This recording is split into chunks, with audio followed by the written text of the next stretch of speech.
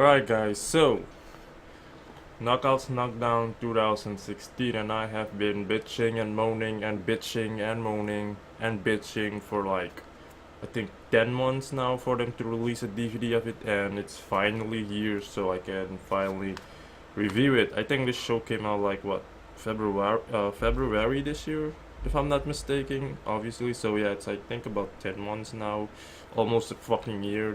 That's how long it took them. But anyways, it's here. I watched it. I liked it. So I'm just gonna go through the matches real quick and tell you what I thought of each match. So the show opened up with the Miracle, kind of basically the Miracle, Mike Bennett with Maria Kanellis host, kind of being the show of the host. So they called out all the girls that were gonna compete, the indie girls, to each introduce themselves and such, like they always do on every Knockouts Knockdown pay-per-view. And I gotta say, these fucking women are hot as a motherfucker. Like, holy shit. This year they had hot women, okay? But, so the girls were Allison Kay, as we know as Sienna, Shelly Martinez, who has been there before. I think she was in last year's Knockouts Knockdown. We have Laura Dennis, who is Allie. Liva Bates, fucking cutie. We have Veda Scott. We have Barbie Heaton, Diana, and Jamie Jameson, she is a total fucking sex bomb, by the way. So the first match, Gail Kim against Allison Kay, which probably was the best match in this whole entire pay-per-view. I mean, like, Sienna is a fucking powerhouse, we all know that. So she basically, obviously, had carried most of the match. Well, not carried, but she had most of the upper hand because of her dominant force that she is. She did moves that she fucking never did in the house shows, or as far as I have seen. But in this pay-per-view, she fucking did moves she hasn't used yet. So that was really impressive to see, and because she did a nasty German suplex or whatever it was, like holy shit, that shit was so fucking good. This match was just straight up good, which obviously it is because she's working with Gail Kim, and we all know that whoever Gail Kim works with is good. Okay, that's why Gail Kim is one of the best. She can work with anybody. But Allison Kay got the win because of Mike Bennett basically distracting the referee, distracting Gail Kim. So Gail Kim then attacked Mike Bennett. She hit him with a punch, which kind of made him bleed. But I don't know if it was by the punch or whatever. But of course, obviously he bled, but which made him bleed. So Maria then attacked her, and after that match, after they were walking out, Gail Kim then challenged them for a tag team match, which happened later on the show. And her tag team partner was DJC. I'm just gonna say it right away. It was DJC, but that match happened later on. So the second match was Rebel versus Shelly Martinez, which is the worst match of the entire fucking pay-per-view. This match was just straight up terrible. Botches here, botches there, botches everywhere. It was just a complete disaster, which is why this match fucking ended up in Botchamania, because I did saw this match, a few shots, the botches of this match in Botchamania, obviously. So it was just that terrible. The chemistry was just bad between the two women. I know Shelly Martinez with her fucking boobs, where it almost seems like her boobs wants to pop out of her attire. She really needs to wear a different kind of attire, seriously, because her boobs are gonna pop out one day, you know. But it was a bad match, you know what I mean.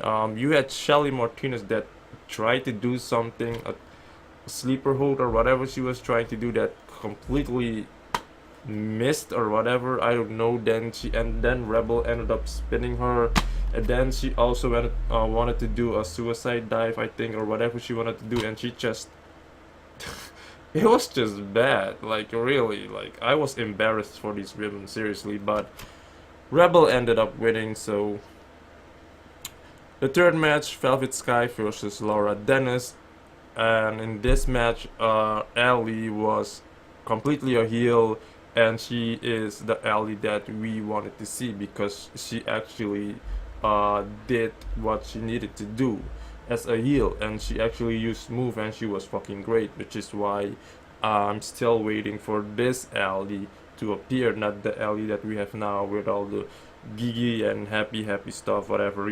This is the version, the Ellie version I wanted to see, where she's all grumpy, vicious, and tough, and all of that.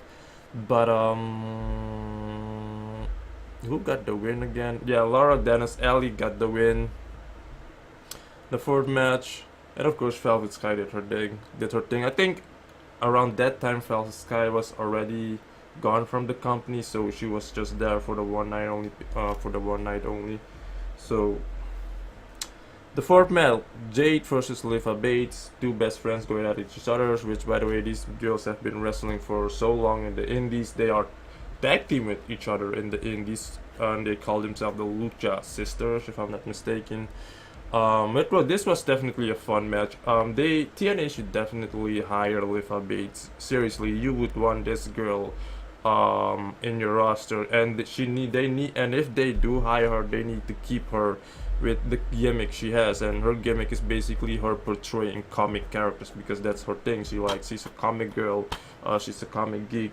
Comic stuff and video games and all of that shit, geeky fucking stuff is her thing, and they need to let her keep that, because it's gonna work for her better if she does her own thing with what she already is, instead of giving her a different kind of character or whatever. That is if they hire her, which they really should hire this girl. I mean, if she is Jade's, Marty Bell, and some of the women, their best friends, so if they were to have matches, it would turn out pretty fine, because the chemistry would already be there. So, but obviously Jade got the win. Then we had Rosemary versus Veda Scott, which by the way, TNA should also hire Veda Scott, because she has so much charisma. If you've watched Ring of Honor, where she had a character of her being a lawyer for Moose, she did it so fucking well. I enjoyed her role in Ring of Honor. She is a good talker. So they could definitely use Liva Bates in their shows as something or whatever. Not the best wrestler, I will say, but you can use her for good things. But it was a good match. Obviously, Jay did a lot more. Hold on a second. Sorry, Rosemary did a lot more. Well, actually, she didn't. She didn't really wrestle, which is something I've been membering on for quite some time. Rosemary still hasn't really had that legit match where she actually did some moves. She did have with that one steel cage match she had with, who was it again? Gil Kim? No, it wasn't. Jade. She also had it with Jade, I think. Either way, Veda Scott got the win. So, or was it Rosemary? I'm kind of fucking lost here. Give me a second. I think it was Veda Scott. Either way, the next match was Raquel versus Barbie Heenan, and Raquel really surprised me in this match, because this match actually showed me that she can fucking go, because she did so many moves and she executed them well. Okay, so her training at Team Fish and JoJo is definitely working out for her, obviously, because she's being trained by Santana herself. And Barbie Heenan is also someone that already needs to be in a major company, because this woman has been so long in the game over at the Indies, busting her ass over at the Indies. It's just about time that she gets signed to a major company, you know what I mean? She has been really, really long in the Indies, and not a lot of people know her, which is obvious. But Barbie Heenan got the win by distraction from a fan, which basically, she kind of, which was kind of a friend of Barbie Heenan, so she interfered in the match, and that gave Barbie Heenan the upper hand. Next one, Madison Rain versus Diana. Diana was also in, I think, 2014's Knockouts on Knockdown, which I have the DVD to it as well. I don't think there ever came a DVD of the 2015 though, but I did watch it on video on demand on the site. Madison Rain versus Diana, which was also a fun match. Diana was acting all wild and crazy and screaming, and I'm not really a fan of that if you scream too much and all that. Which was, by the way, also the same thing with Rebel and Shelly Martinez. A lot of screaming and catfighting. No. But Madison Rain got the win. And then you had the main event. No, not the main event. Then you had the last match of the 8 women. Marty Bell against Jamie Jameson. This fitness lady she's so fucking hot. I think she wrestles in Shimmer Wrestling. I've only seen a few matches of her. She can go though, but it's her weight and her big breasts, which is big breast in all in. If you're an athlete, if you're a female and you're like doing athletic stuff and you have big breasts, it's a no-no because it's really gonna hold you back. Seriously, ask the MMA female fighters; they will tell you. But the match was okay. Jamie Jameson, obviously a powerhouse that she is, did power moves and such, but Marty Bell still got away with it. So after that, we had the tag team match with Gil Kim, DJC, and Mike Bennett and Maria, which obviously the two men carried the match because we know Maria can't really wrestle and wasn't also going to legitimately wrestle in the match. So you had DJC and Mike Bennett that did mostly the thing, and it was a really good match, fast pacing, and this was actually Mike Bennett's best match in TNA, to be honest. He really did had a good showing in this match. It was really good. It was fast paced, a lot of good moves. DJC obviously we already know he's good, but Maria and Mike Bennett got the win, obviously by cheating. I think another distraction, but I think it was also part of a storyline because you still had that thing with Gil Kim and Maria going on, so that's basically it. But then you had the main event, which was a gauntlet match with all the winners of the 8 women in a elimination gauntlet match, which over the top. And when the match came to only Jade against, who was it again? Hold on.